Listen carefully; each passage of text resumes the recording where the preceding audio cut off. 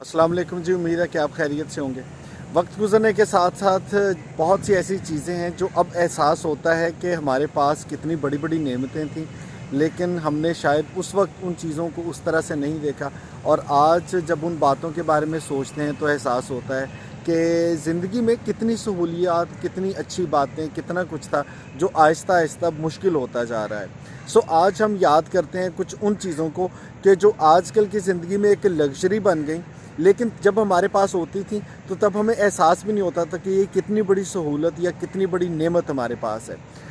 अगर मैं याद करूं हमारे बचपन में जब हम खेलने के लिए किसी ग्राउंड में जाया करते थे, यकीन माने कि ये सोचना नहीं पड़ता था कि हम खेलने के लिए कहाँ जाएं, क्योंकि आप चाहे किसी शहर में रहते हैं, कस्बे में रहते हैं, देहात में रहते हैं, आपके आसपास कुछ ना कुछ ऐसे मैदान ज़रूर होते थे जहाँ पे आप जाके अपना मनपसंद खेलते थे। और मुझे याद है कि मेरे गांव में तब भी फुटबॉल के लिए, क्रिकेट के लिए, वॉलीबॉल के लिए अलग अलग मैदान सजे होते थे और कहीं भी जाके आप खेल सकते हैं। लेकिन आज के दौर में कुछ सालों के बाद अब ये बाकायदा लग्जरी है कि आपके पास अगर खेल का मैदान मौजूद है, अगर आप किसी ऐसे टाउन में रहते हैं, कस्बे में रहते हैं, तो आपको बाकायदा तलाश करना पड़ता है कि अच्छा खेलना है तो कहाँ पे जाके खेलें। इसी तरह से वो चीज़ें जो कि तब आपके पास फ्री ऑफ कॉस्ट थी, अब लग्जरी में शामिल हो गई। तब मुझे याद है कि आपको कभी प्यास लगती थी ना, तो कहीं भी रुक जाएं, किसी भी नलके से पानी पी लें, आप किसी भी जगह पर रुक के किसी से पानी मांग लें। ये सोचना नहीं पड़ता था कि ये साफ़ सुथरा सेहतमंद पानी है या नहीं है।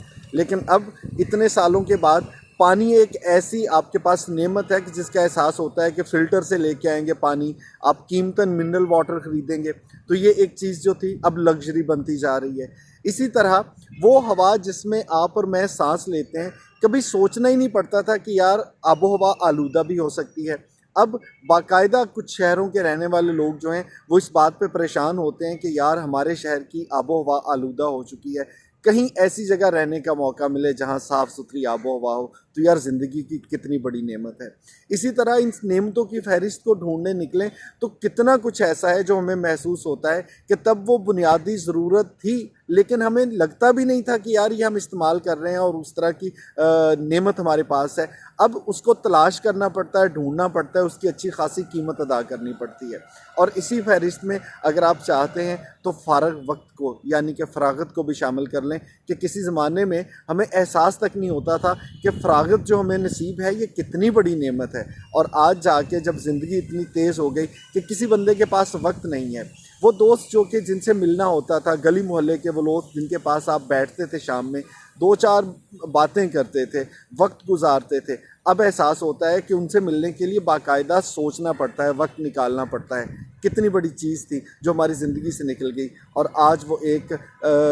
बहुत बड़ी लग्जरी बन गई है। इस फहरिस्त में आप भी शामिल कीजिए कुछ ऐसी चीज़ों को जो आपको लगता है कि किसी ज़माने में हमें मिलती थी और हम उनको समझते ही नहीं थे कि एक बहुत बड़ी नेमत है, और आज उसके लिए बाकायदा जदोजहद करनी पड़ती है। इस फहरिस्त में जो आपके दिमाग में आए वो भी शामिल करें। और आखिरी और समझने की बात वो ये है कि जो आज की दुनिया है, जो आज का वक्त है, इसको भी यकीन माने गनीमत समझें, क्योंकि मुझे लगता है कि जितनी तेज़ी से चीज़ें तब्दील हो रही हैं, शायद आज से 10 साल के बाद बहुत कुछ जो हमें आज मुयस्सर है वो इस तरह से ना हो और फिर हम आज के दौर को याद करें। इस फहरिस्त में आप क्या सोचते हैं, क्या बदल गया जो पहले आपके पास था, अब आपको लगता है कि इसको पाने के लिए बड़ी जदोजहद करनी पड़ती है? फहरिस्त में जो आपके जहन में आए वो ज़रूर शामिल कीजिएगा।